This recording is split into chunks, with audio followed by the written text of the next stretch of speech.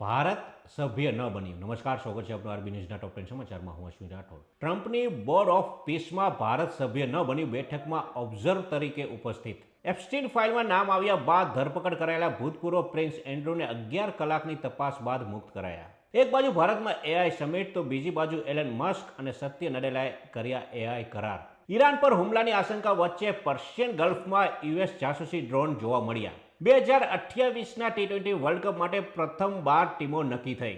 ગુજરાત સરકારે લગ્ન નોંધણી માટે નવા નિયમો જાહેર કર્યા. માતા પિતાની સંમતિ ફરજિયાત કરી. જો ડીલ નહીં થાય તો કંઈક ખરાબ થશે. દુનિયાને 10 દિવસમાં ખબર પડી જશે. ઈરાન બાબતે ડોનાલ્ડ ટ્રમ્પ. ઉત્તર કોરિયાએ 50 પરમાણુ ક્ષમતા ધરાવતા રોકેટ લોન્ચરનું કર્યું અનાવરણ. ફોટા કર્યા જાહેર. હોળી ધૂળેટી પર્વ પર મુસાફરો માટે ગુજરાત એસટી વિભાગ દોડાવશે 1300 એક્સ્ટ્રા બસો. ભારત અમેરિકાના નેતૃત્વ હેઠળના મહત્વપૂર્ણ ખનિજ પહેલ પેક્સ સિલિકામાં જોડાયું. તો આ તાજના ટોપ 10 ન્યૂઝ અને હું હતો આપની સાથે અશ્વિન રાઠોડ.